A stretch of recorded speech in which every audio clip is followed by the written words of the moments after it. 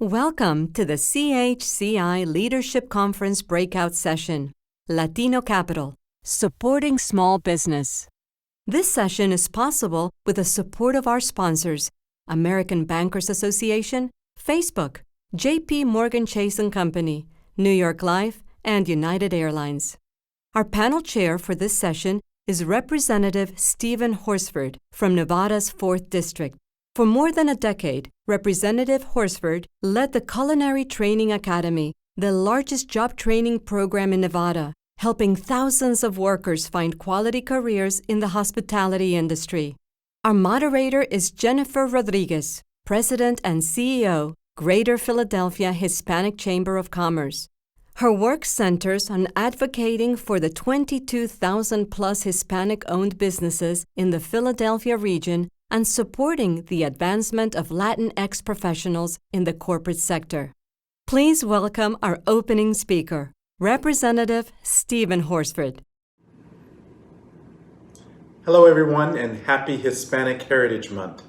My name is Congressman Stephen Horsford, and I have the honor of representing Nevada's 4th Congressional District in the U.S. House of Representatives.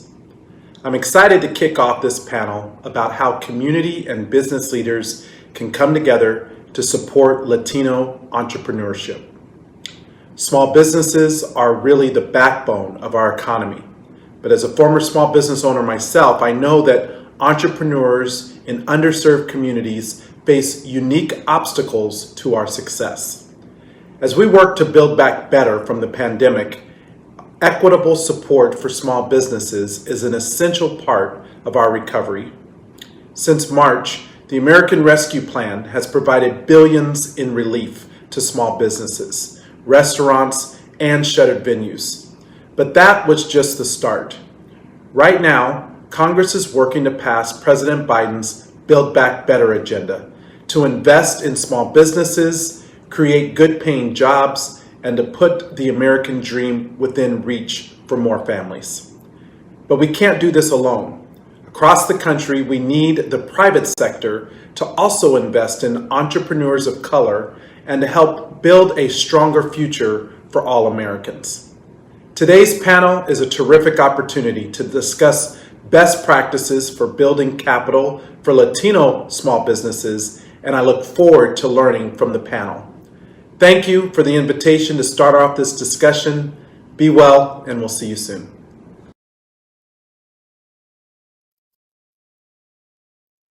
Good afternoon. I'm Jennifer Rodriguez, the President and CEO of the Greater Philadelphia Hispanic Chamber of Commerce. It is an honor to be here today to help lead an engaging discussion with an all-female panel of industry leaders who will join me in a discussion about how we can support small businesses in our community. Thanks to Congressman Stephen Horsford for his opening remarks and for setting a great tone for this conversation. And a big thanks to CHCI for hosting this leadership conference and focusing on the increasingly important topic of entrepreneurship in the Latino community. Please feel free to tweet your comments about the session at hashtag CHCHIHHM21. And so I often say that Latinos are the backbone of the American economy. Not only is our population growing significantly, but prior to the pandemic, Latino entrepreneurs were the fastest growing demographic in American small business ecosystem. Even more impressive is the fact that Latinas were opening businesses at 6 times the national average. Unfortunately, we also know that COVID-19 has had a disproportionate impact in minority-owned businesses and those who were already facing barriers in accessing capital and other business resources.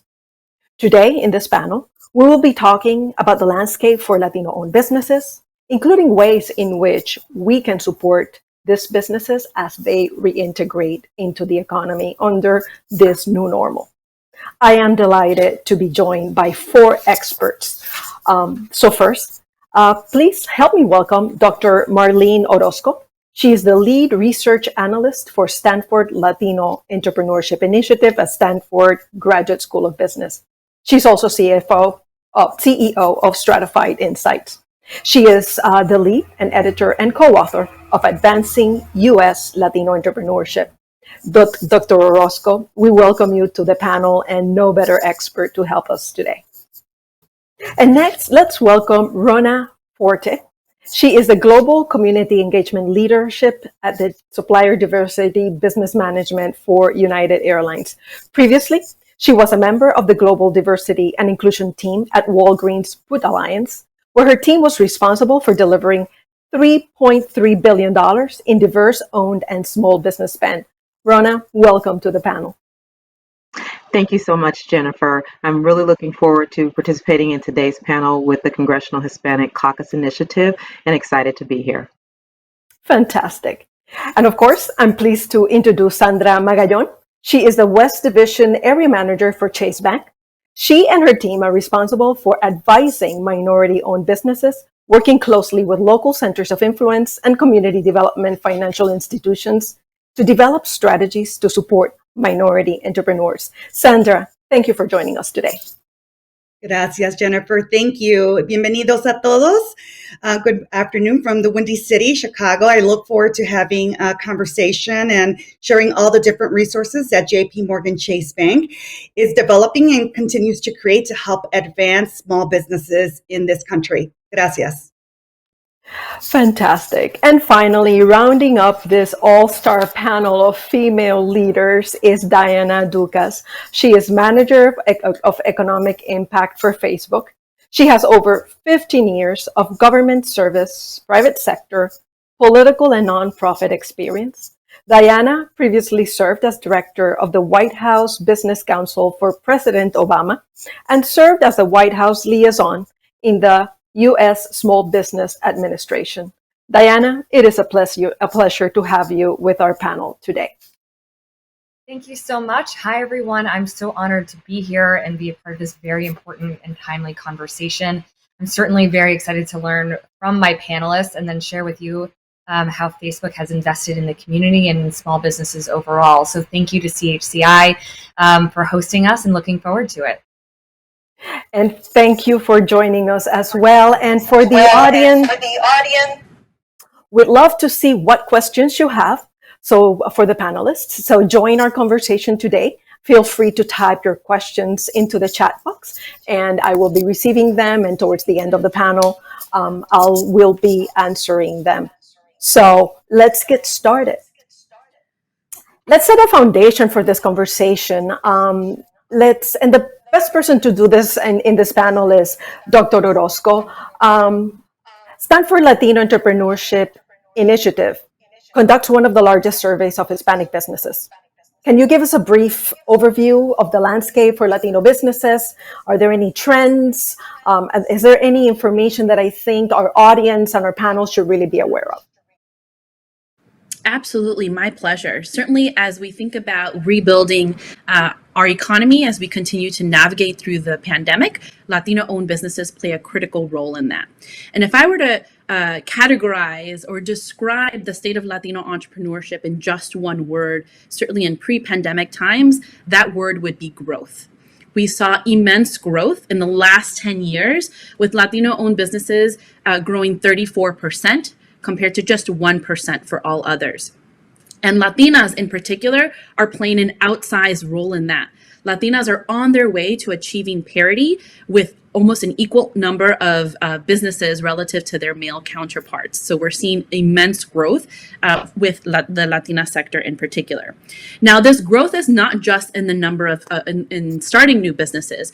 We're also seeing growth in all industries, virtually all industries that Latinos are starting. Right? I think oftentimes misconceptions might lead us to believe that Latinos singularly operate in a sole industry, but that's certainly not the case. In the last 5 years where we have data available, the construction industry has been booming for Latinos in particular, growing 32%.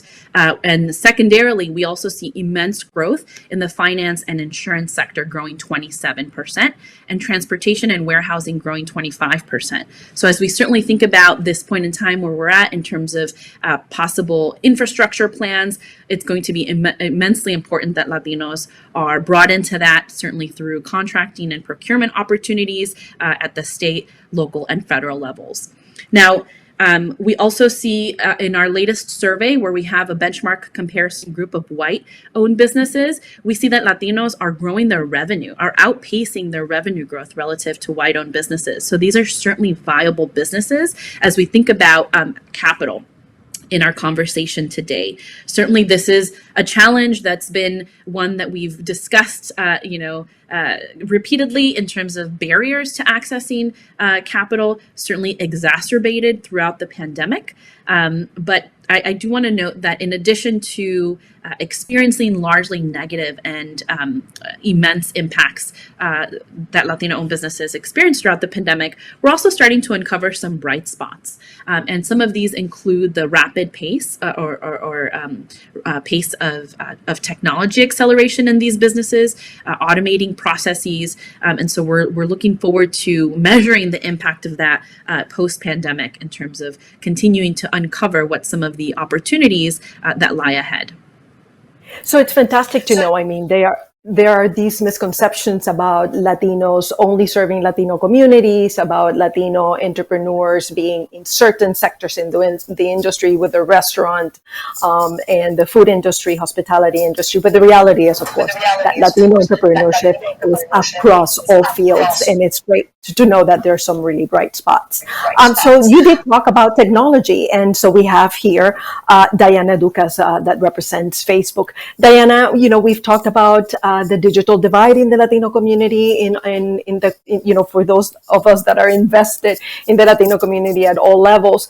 And we're hearing, of course, because of the pandemic, there has been a transition and an adoption of technology. Can you tell us a little bit about the work that you're doing, any trends or any information that you think is important for leaders and folks in the audience to understand about where are we in technology and entrepreneurship? Absolutely, and I want to thank everyone for those comments, but Marlene especially for that data. We also just actually released our own Global State of Small Business report, which is we've been doing this for about eight consecutive sessions at this point. We just released our most recent one, and really the idea behind the Global State of Small Business report is to not only allow for Facebook to understand how we can best support the small business community, but so that our peer companies, our peer sectors and governments and anybody else that wants to support the small business community can and have with authoritative data. And one of the things that we found, but that we also, of course, everybody knows, is that the pandemic has, of course, affected everyone, but it has not affected everybody equally. And so in this last session, we actually, and report, we actually saw that for minority-led businesses, in the US, they were 50% more likely to report being closed and to have lower sales at this time than last year.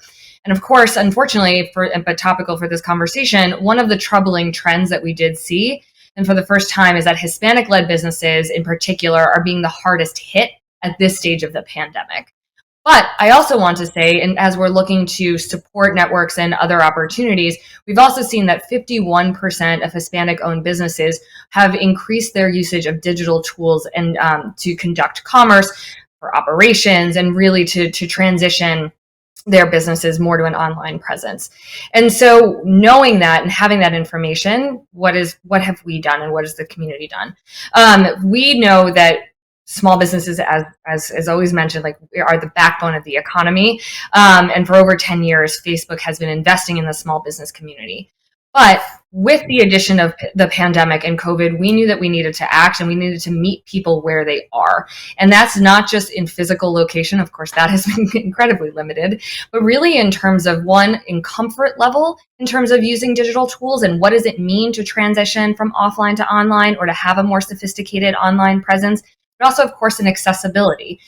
So we increased our marketing and educational curriculum, really making it as accessible and widely distributed as possible.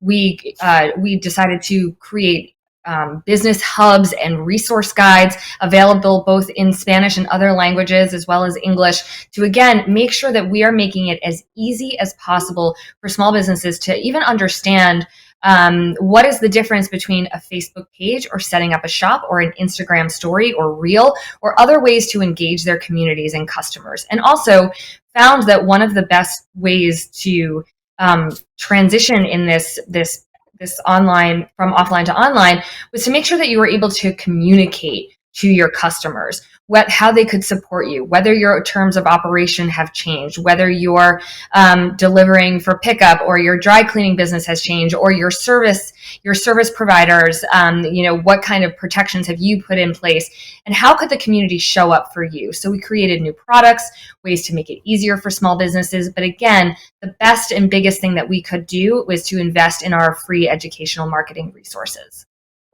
That is fantastic. From the work that I do at the Hispanic Chamber, we know that so many of the Latino-owned businesses that we've worked with in Philadelphia really didn't have a presence online, did really face a steep learning curve. But Latinos are creative, they're resilient, and they figured it out. So now we see a really significant adoption of technology.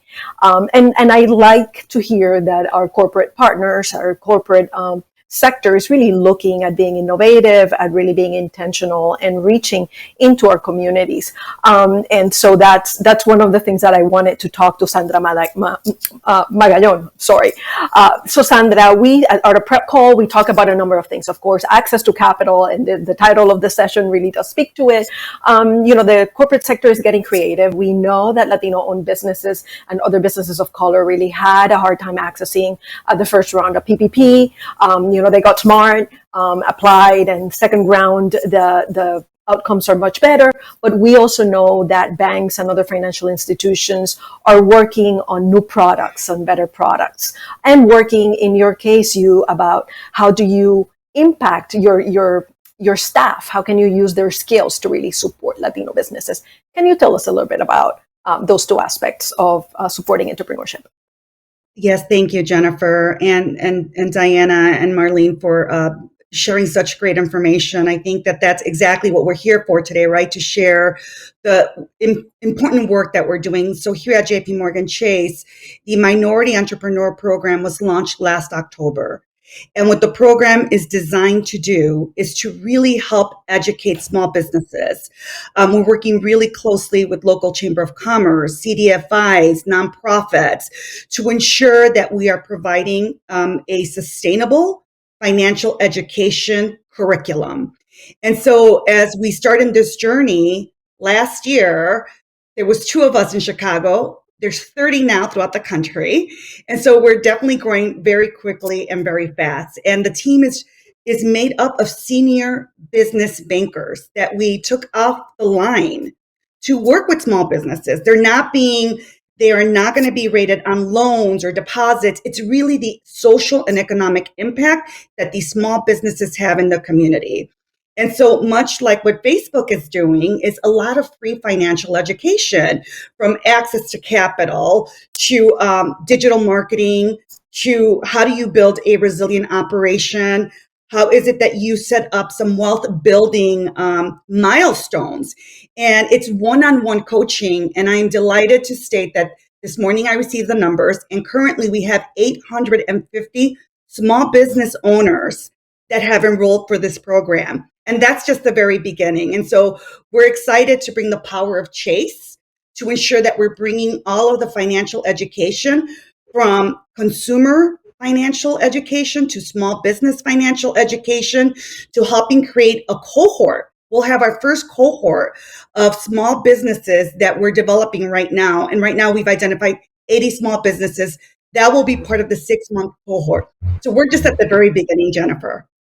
That is fantastic. And I think for those in the audience, this is a new trend, I think, in what I would say in volunteering is this skill-based volunteering, right? Particularly geared towards small businesses, which is something that traditionally we have not seen. And a lot of small businesses need that capacity building, one-on-one coaching, very intentional. So it's really great to see. And I think that's the kind of work and the kind of partnerships that across the nation we should be advocating for and should be looking to do. That's something that definitely with Chase, recently entering the Philadelphia market, we'll be touching on. And so another subject that often comes around when we're talking about scaling Latino businesses is contracting and procurement and the supply chain. So many of the Latino businesses are business to consumer enterprises. That means that they're selling at retail. But so much of the opportunity in our economy is really on the business to business, right? Is on contracts with corporations, with institutions, and with government. And Rona, being ahead or you're being in the leadership team in supplier diversity, how have you been working in this pandemic, and what really do you see in the industry moving forward to support small businesses, and in this case, particularly Latino businesses, enter the supply chain?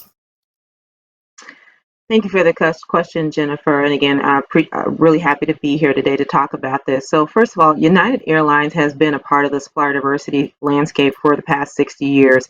Our program was born of the civil unrest in the 1960s, where 14 corporations took a stand to state that they were going to make an impact and be intentional about including diverse suppliers in their procurement activity.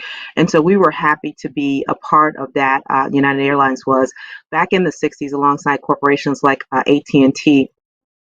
And so what we've really been doing as a result of the pandemic, our team really spends time to ensure that we have a pulse on our diverse suppliers that are currently active with us in supply chain and perpetuating information about how they can, you referenced the PPE, how they can get the access to the PPE funding, how they can consider strategic alliances and joint ventures in order to build that scalability that they need to support an airline as large as United Airlines. And so we found that working, as you referenced, skills-based volunteerism is one practice that we also are in the process of standing up to ensure that we engage our employees in that practice and that process where they can coach small businesses along the lines of marketing, along the lines of financial acumen, along the lines of preparation of bidding so that they can be more competitive in the marketplace. And so what we found is as we do these surveys with our businesses, we are really targeted in the areas where they have the most need for assistance. And that, again, engages our employee base with them as well to make sure that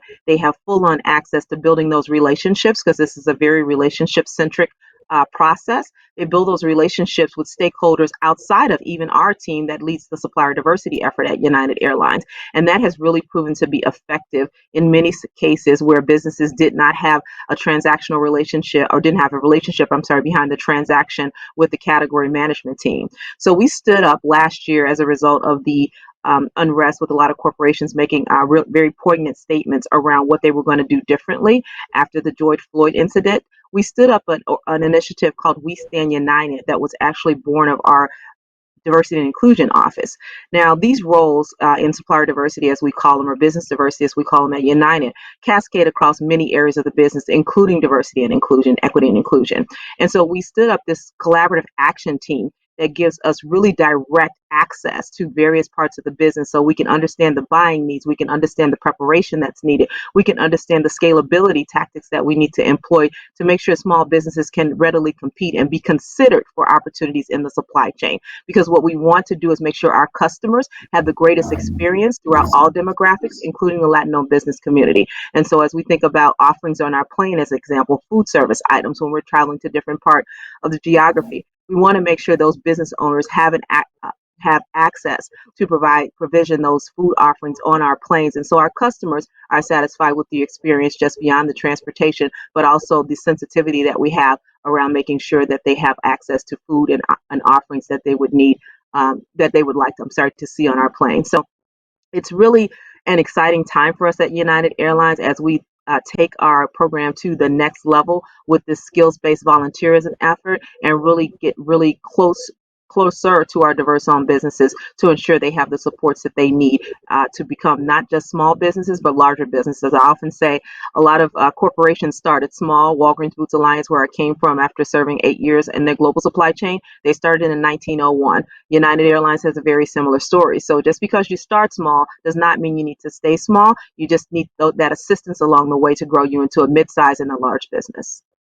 And that is absolutely right. Just because Latino-owned businesses tend to start small, doesn't mean that we need to remain small. And so, Marlene, in terms of you have done a lot of research, and we know that building relationships is very important for Latino-owned businesses. I often tell the businesses we work for or work with that entrepreneurship is not a do-it-yourself venture, right? It's really about building a network and having your community come through and support you. It's about how far can you, who do you know, where do you know them? So can you tell us a little bit about, I think there's some research that says that businesses that have relationships to chambers of commerce and such tend to do better. Is that the case? That's absolutely right. And this is something that we largely uncovered throughout the pandemic. And we found that Latino-owned businesses that participated in formal business organizations, whether they be Hispanic chambers of commerce, traditional chambers of commerce, trade associations, they were more likely to come into contact with capital providers. And as it relates to the PPP, they were more likely to apply for and also receive PPP funding. I give you the example of an education program. The SLA Education Scaling Program has a cohort of over 800 alumni, and they're really kind of unified together under the umbrella of the Latino Business Action Network, which is a 501c3. Throughout the pandemic, they were sharing in real time where they were acquiring PPP and sharing their stories, sharing links. And this group alone had an over 82% success rate with applying for and receiving the PPP, which is really kind of, it blows the water relative to all other segments that we've looked at. And so organizations are key in terms of synthesizing and distilling information in a constantly changing environment. Many of these entrepreneurs are focused on the day-to-day of their business and are certainly concerned about how to augment, lack of revenue streams. And so organizations play a key role in terms of being able to fill that gap of information. And that is very true. We found that just like in life, right? If you know you have a problem in your personal life, you extend to your network to help you support it. And as Rona mentioned, the supplier diversity relies a lot on those relationships that one brings to the table or one is able to access. Rona, can you tell us about what are very important aspects of developing relationships in the supplier diversity world, whether it's certification and things of that nature? Can you tell us, for those in the audience who are interested in getting into the supply chain with larger corporations? Absolutely. So I serve as the current board chair on behalf of United Airlines for the Chicago Minority Supplier Development Council that certifies Latino businesses as well as other minority groups. And those relationship channels, if you will, are extremely important. So they have procurement luncheons as an example, as a way to be introduced to corporate members that are in particular roles like myself. And same applies with Jpmorgan Chase, my counterpart there. So you have an opportunity to hear directly from those stakeholders or those representatives of those organizations. How do I go about the process of engagement? So that's kind of a starting point. But even after that, really, making it, I always say, the squeaky wheel gets the oil. It's a really true analogy. And so continuing to have conversations, even outside of just a business opportunity with that supplier diversity professional is key. Having, just pinging, seeing how they're doing, sharing information or insights relative to your particular industry, because it's an educational journey for all of the practitioners. We're not experts in any particular sector as it relates to, your business offering. So we can't necessarily speak to you about, say, concrete pouring as an example. We can't necessarily speak to you about a particular, accounting service that you may provide. But to the extent that you take, as a small business, take that opportunity to educate us in that realm, it really makes it more of a meaningful interchange between us, because we can then cascade that information as your champions and your ambassadors internally to the stakeholders that are facilitating the contract engagement. So I often say, being a part of those chambers of commerce, those councils that perpetuate certification, even being a part of industry groups, those are really, I think, sometimes missed. So when I came out of retail, one of the coaching advices that I would give to small businesses is, there are retail industry groups that you can be a part of that are even outside of the supplier diversity channel. And they do similar engagements like we're doing here today. So to the extent that you can engage that way, that's another opportunity for you to meet additional stakeholders within corporations. So I would say, that networking piece, that relationship building piece, it does take time. It's not a one and done. It's not something that you can facilitate or accomplish within an email. It's something that you really have to nurture and grow and be intentional about. And absolutely, couldn't have said it better. Relationship building is key. And I see Diana, you're nodding your head. It looks like you agree with what Rana said. In terms of technology and small businesses, adopting technology, what can you tell us, and what about this? How can small businesses really take that to the next level? Sure. Well, for a couple of things too, also to double on to what Rona and Marlene were saying, especially about networks and using those opportunities. So Facebook at its core is a connecting platform. We are here to make sure that you are connected to your networks, to the people that can help you, and cheer you on into building your enterprise.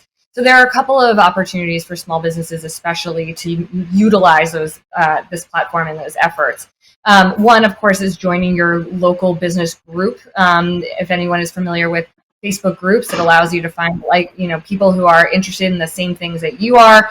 And what we've found is that especially in our small business groups, is that especially during the pandemic, everyone was just throwing things at the wall or raising their hand and saying, I'm having this issue. Does anybody else have this issue? And you saw the community rally around that stranger, for no lack of a better term, but rally around that person and say, you know what, this worked for me, or have you thought about this? And so really kind of like putting the network to work. And then one of the other things is that we're talking about, especially in the supply chain efforts and the supplier world, is not only, of course, how do you become a supplier? What are the best networks to advance your agenda and your opportunities? But then what happens when you've done the work and you're now waiting for the contract and the invoice to be fulfilled? And so actually one of a program that we just launched last week, or we announced last week, it starts actually October 1, is called Invoice Fast Track, where we are partnering with 7 organizations, and I will make sure that we can send out the link so everyone can view it. But Invoice Fast Track actually allows for a supplier, if you're part of one of these 7 organizations, to start. If you have an outstanding invoice, or if you have an invoice that you're awaiting payment, you can actually sell that invoice to Facebook for a very, very, very low fixed fee. We will turn it around in a matter of days, and then when you are repaid by the company, we work with a partner and you pay the partner back. And it is a sustainable program that's committed up to $100 million to really provide access to quick liquidity for you, because knowing as a supplier, one of the biggest challenges out there is repayment. And so we're just trying to make that piece a little bit easier, so you don't have to decide between taking on this next project or laying someone off. So we really wanted to make sure to step into, use our opportunities and our resources to the best way possible to help address a very specific pain point in the small business ecosystem. And that is fantastic. I think oftentimes we talk about the continuum of capital and the types of capital that businesses need at different stages of their growth, from startup to expansion capital. Cash flow tends to be a real challenge for Latino-owned businesses, particularly as they're growing. And so nobody better here to talk about access to capital today than Sandra. Sandra, we've talked about the number of access to capital, but we've also talked about special purpose credit programs. Can you tell us a little bit about how is the landscape changing during COVID as it relates to access to capital? Yes, no, thank you, Jennifer. And so part of our $30 billion commitment to advancing racial equity, we've carved out $2 billion to go ahead and provide additional capital to small businesses. And so we've been part of a working group at a national level with big banks, talking about how is it that a number of different banks are looking at the guidelines, the underwriting guidelines, to try and really mitigate some of the risk when you're looking at repayment. And so we are happy to announce that first quarter of 2022, we will have a special purpose credit box that is specifically going to be to help small business owners that are in the Latinx and Black communities. And so it's something that we're talking with other large banks about. We are working with our government agencies and the SBA to ensure that we are being responsible in the way that we're going ahead and building this out.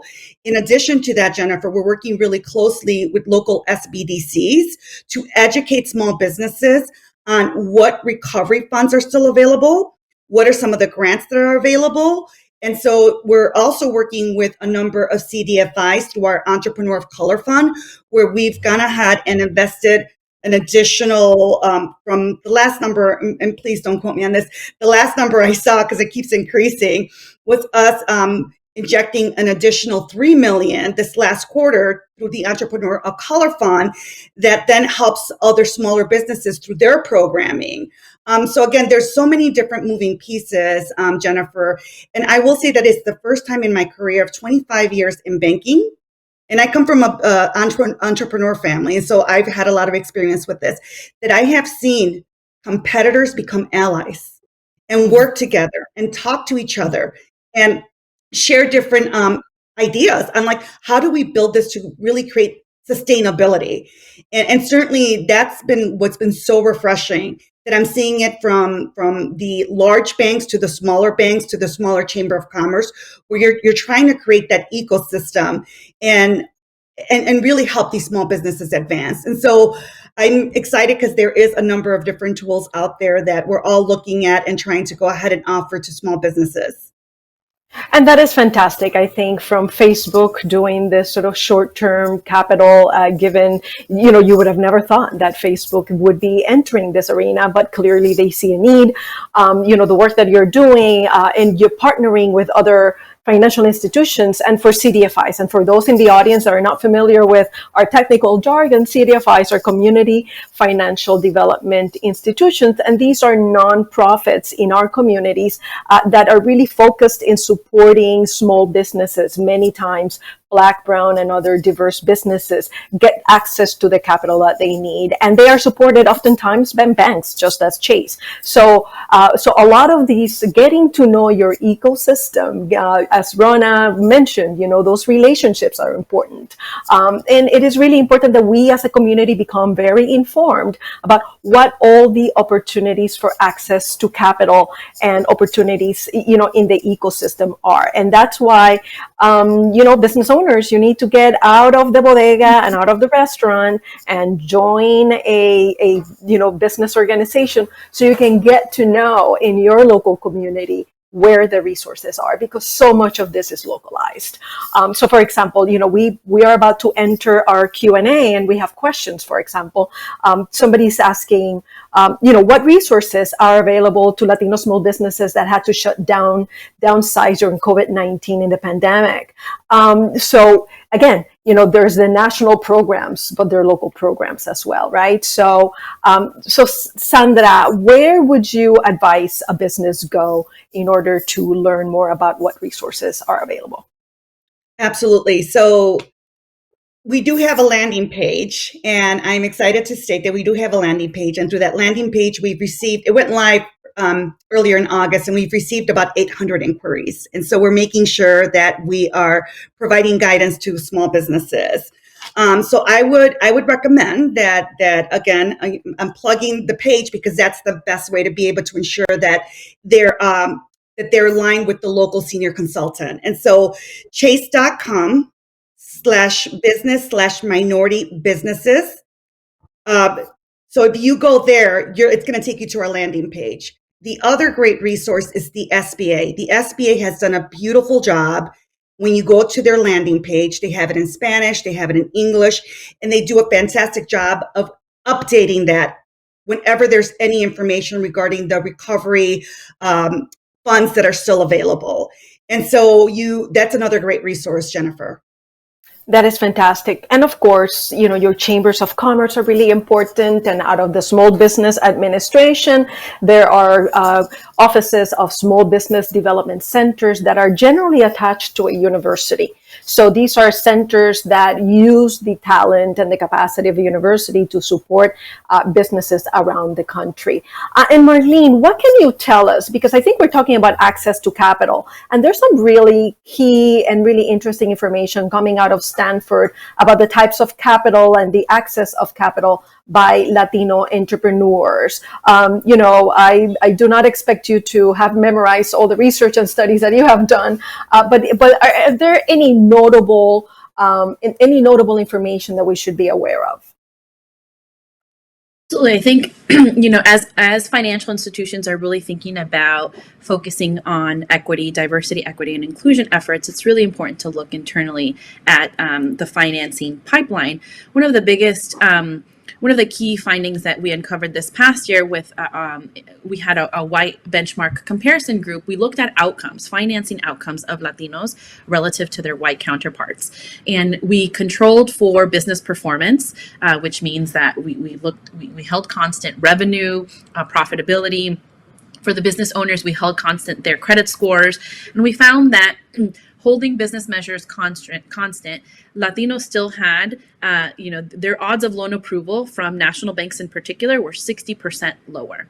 Now, this is a striking finding, and I'm really heartened to hear, particularly from Sandra today, of all of the resources and attention that's happening in this critical space, because we know that there are decades-long legacies of discrimination in the financing system. Certainly, we saw that with redlining and mortgage lending, but we're seeing some of that as well with business lending. And so, to the extent that we can hone in on where implicit biases enter into the system, then we can certainly create some programmatic efforts and actions out of that.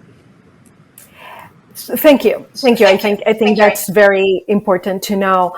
So we have a new question that says, outside of capacity building and guiding, what are those things that can be done to increase access to capital for Latino-owned businesses? Is there a role that local and federal government needs to play? Do we have any takers on that? Well, I'll jump on there, Jennifer. That is a great question, right? And again, we're living in a moment where there's so much help out there, right? And I think it's really being able to work closely with a chamber of commerce, to your point, to understand exactly, and the SBDC to understand exactly where is it that the small businesses fit in the different types of funds that they have, right, that are available. And so I would say that I would recommend that they work with the Chamber of Commerce, or they work with their local banker and work with the bank to talk about this and ask them about, what does it look like? What does my financial health look like today? What do I need to do in order to scale? And so that is the work that we're doing the one-on-one coaching. But for small businesses, there's different types of programs, there's different targets, there's different caps. And so I would say to really be curious and do research, and to everyone's point here, connect with local SBDCs and Chamber of Commerce to learn more about what's the best fit for the small business on where they're at in their journey. And access to capital it's not the only thing that a business needs to really worry about, right? Or be concerned with. The business needs to be concerned with their operations, with really understanding their back office practices, right? So Rana, right, when you are meeting with a small business that's interested in doing business with Delta, or in your other capacity in other businesses that you've worked in supply chain, you don't only assess the product, you assess the company as a whole, right? As you decide whether to engage with them or not. Can you talk a little bit about the type, how is it that you evaluate, or what process do you go through? Yeah, absolutely. So for United Airlines, there is a risk mitigation process with any vendor that we do business with because we want to ensure that the business is able to carry out the terms and conditions that have been established within the master services agreement. And I think Sandra was, mentioning the SBDCs and the procurement technical assistance centers. Those are so important because oftentimes I've been doing this work for 25 years, and I actually served as a consultant for the management and technical assistance program for the Illinois Department of Transportation, as well as the executive director of the U.S. Department of Commerce Minority Business Development Agency Business Opportunity Center. And so what happens is you'll find businesses that have great products, they have great service offerings, but they are not very attuned and astute with respect to their back office. And so when they start to go through the process of being considered and evaluated again for being a sustainable partner, they start to uncover and identify things that they may not have been as aware of. And it also impacts their competitive bidding because their pricing may be out of line just because that back office knowledge is not had. So I would just say working with the PTACs, working with the SBDCs is of paramount importance because they can provide you that assistance and the funding is already there through the government programs. I have various stories, again, having done this for 25 years almost, of organizations that have had these epiphanies as we walk through the assessment process in their financial area where they may have outsourced that particular part of their business to a third party consultant or an accounting firm. And they did not realize that they were spending X, that could have been spent, it could have been a smaller amount than they were spending, but it was because they were not attuned to it. They were providing the service or providing the construction, or the rest, whatever industry they were providing that, but not as attuned to their back office. So that is where I would honestly say, having an astute understanding and working with these community partners, the PTACs and the SBCs, is really important for small businesses to grow and understand how to be more competitive. And talking about back office and operations, marketing, social media, really grasping that. So one of the things we know is that Latinos in many ways over-index, overperform in the utilization of smartphones and technology and such, but we don't often see how that translates into their business side of things, right? So we tend to be really good about social media on a personal basis and not quite as astute or good and sophisticated in our business life. So Diana, any do's, don'ts, anything you would like our community to know about adopting best practices or learning more and really, I would say, look, beefing up the capacity in that aspect? I would say, come on over. We've got lots of opportunities for anyone to really take wherever you are in your comfort level in terms of social media and how to use the various platforms, not just Facebook, but anybody else, on how to best amplify your business. So one resource I'd love to call attention to is called Elevate. It is our internal program that is designed specifically for Black and Brown entrepreneurs, where it provides mentorship, much more curated curriculum and coaching that go along with the kind of a step-by-step process of what's going to make you most comfortable in terms of getting on the platforms and how to really best utilize them. We've seen a lot of success with individuals using our personalized advertising tools that allow for a small business to really focus economically and efficiently on their targeted audiences. And so if you are selling a specific widget, you can find the people who are looking for that widget in a very effective and efficient way. It also has allowed, the broadening of using social media as e-commerce and then building e-commerce presence off of that has really allowed for businesses to also completely expand and kind of rethink what their opportunities are, right? And so we're talking about bright spots coming out of the pandemic. I think what a lot of people have seen is that with this transition, not only are you servicing now, especially as we're in this hybrid of in-person but online, what you've seen is that people have been able to expand their networks from just across the street, across the city, across the state, across the country, across the globe. And they're able to do that because they're able to find their audiences in numerous ways by using social media. And so now it's the question of, okay, now what? Where do I go from here? How do I make sure that I am bringing the same kind of passion to my offline physical presence to the online, where I've been able to curate this personality and really showcase why people should shop with me and what kind of opportunities I can provide them. And so we are here in every single way possible to help iterate on any of the products or resources that we have. Again, I would take a look at Elevate as the program. Our business resource hub really has sector by sector guides and all of our e-marketing curriculum online that you can take through to better understand how to best use the platforms. And then come and dabble in our e-commerce shops as well.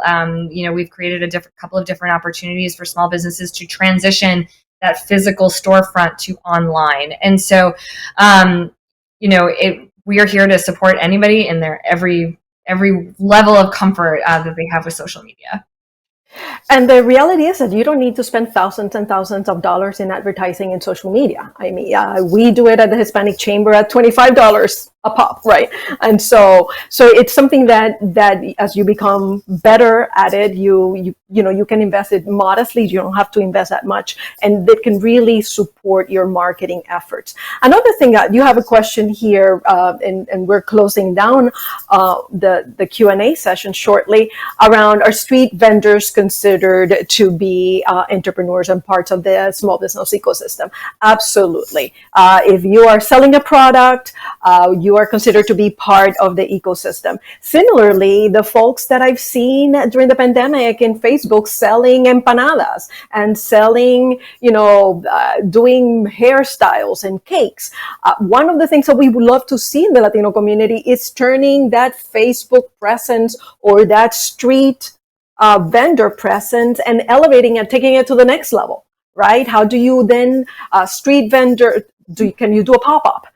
From a pop-up, can you do a retail shop? From a retail shop, how do you graduate? And how do you do that? You need help. It's not a do-it-yourself initiative. It's not a DIY project. It is a community project. We all have a role to play in the entrepreneurship ecosystem. So for you, small business owner or entrepreneur that are in Facebook selling things and are curious about how to take it to the next level, or if you're a street vendor looking to see how you take it to the next level, you need relationships. You need to know people that can help you, and you need professional assistance. This is not for your cousin or the neighbor or the friend of a friend. This is for you to go to a small business development center, your chamber of commerce. That's where the relationships that can make a difference are.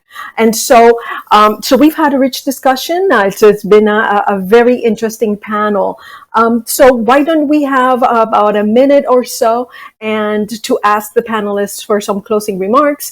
What would you like to leave the audience with? So Marlene, we haven't spoken to you for a little bit. Any takeaways for the audience today? Or absolutely, I would love to leave you all with some best practices. I think you've heard it here repeatedly. For entrepreneurs who are watching, invest in yourself, apply for a capacity building program, seek out these organizations, these resources, a very tangible one that's free. Get connected to this online community called Hello Alice. They are curating a ton of financing opportunities, different programmatic opportunities, grant opportunities. We're seeing lots of corporations offer up these grants as well. So get connected to Hello Alice. On the financing institution front, some best practices there, financing institutions and other business stakeholders. Get ahead of the curve. We're seeing all trends are pointing towards continued growth in not just the Latino population, which we saw from the 2020 census, but the number of businesses. So get ahead of the curve in terms of supporting and scaling Latino-owned businesses. We did a thought experiment where if we just focus on scaling and supporting the existing number of Latino-owned businesses today, there would be an additional $1.4 trillion added to the U.S. economy. So this is an immense opportunity for all to get ahead of the curve. Fantastic. And Sandra, do you have any parting thoughts? Yes, Jennifer. Well, this has been such a wonderful panel. I think one of my favorites since the lockdown. And so I want to thank each and every one of my fellow panelists for sharing such great information. I look forward to the continued collaboration and the alignment of the work that we're doing because we're not going to get through this without each other. And so I am just delighted to have had the opportunity to meet all of you in this virtual environment. And I will say that, Marlene, you're right on. I mean, that's exactly what our small businesses need to do. They need to invest in themselves. Jennifer, they need to leave their bodega and the restaurante and really understand all of the hard work that is going through with these businesses to help them not only survive, but to thrive. And so I would just say, work with your bank, work with your CPA, have an attorney. I mean, just like you have to have the basics foundations in order to have not just a sustainable a healthy balance sheet, but a sustainable business model. And this is just the very beginning. So thank you, Jennifer, for leading such a wonderful conversation. Absolutely. And Rona, from the supplier diversity world, what parting words do you have for our audience today? Yeah, so I would really just want to echo the comment I made earlier with respect to resilience and relationship building. I mean, this is definitely not something that is easy and being an entrepreneur, but I always reference the fact that Walgreens, United all started out small. And so there's nothing that would preclude you from growing either to a small, mid-sized business or even a large corporation in the future. And so as you think about, your journey and the aspirations that you have for your business, just be very thoughtful in your planning cycle to understand how fast you want to grow, how far you want to go, and just stay with that, building relationships to get the support that you need along the way, because we are a part of the ecosystem as it relates to business diversity and helping you along the way, even if it's partnering you with some of our prime vendors as a second tier contractor in order to grow to that prime vendor that we do business with directly. Absolutely. And so, Diana, can you tell us some parting words? What would you like our audience to know? Sure. So the one thing that has stood out to me time and time again during our small business report is the percentage of how many small businesses are optimistic about their future. And that is something that time and time again is just off the charts.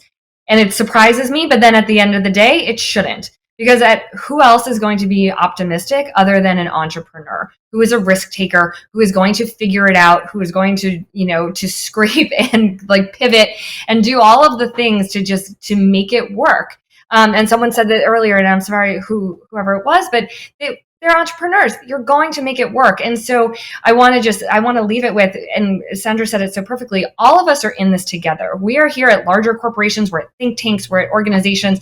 We are all in it together to support you, the small business owner. And so however it is that we can show up for you, we are listening. We would like to be supportive, and we will continue to have you at the forefront of all of our programming and initiatives and anything else where we can show up. So there's a lot of resources out there, and that's intentional so that you can pick and choose what's best for you. So thank you for having us, and thanks for the conversation. It has been my pleasure to host this panel with you. It's been an enriching experience for me. And one of, my parting thoughts will be, there is really no good reason why Latino-owned businesses must start small and stay small. We can start small, but let's grow and let's really take it to the next level. I want to see, my personal aspiration is to see the number of Latino-owned businesses reaching $1 million, $2 million, and $5 million, and $10 million and beyond dollars get there. But to do that, there are certain things that need to be in place. To do that, you need business planning. To do that, you need to get to know the people and the organizations in your community that make a difference in the success of your business. You are not going to be able to do it alone. You will be successful. Of course, you're an entrepreneur. You started a business. But the reality is that to take it to the next level, you'll need a team around you. So you'll need a banker. You'll need a supplier diversity professional. You certainly will need technology. And guess what? You will need to understand who you are and what your community is. You'll need the research. You need to understand where the Latino business community is in your state, in your county. You need to be vocal. We need to participate. Latino population is growing. The number of businesses are growing exponentially. Our voice matters now and will continue to matter more year after year. So that is, we need to hold ourselves accountable as well for creating wealth, for creating growth in the community. But of course, we have allies all around us. We just need to find them. Really, to wrap the session up, I really want to thank our great panelists for this thoughtful discussion. So Dr. Marlene Orozco, Rona, Sandra, Diana, thank you all. Of course, keep tweeting about the conference, hashtag CHCIHHM21. There's a full slate of sessions scheduled for today, 2 more plenary discussions. And if you know people that would be interested in the conference but haven't signed up, encourage them to log on and register at chci.org.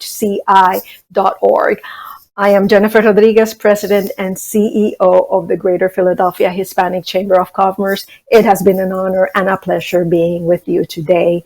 God bless you. Have a fantastic day.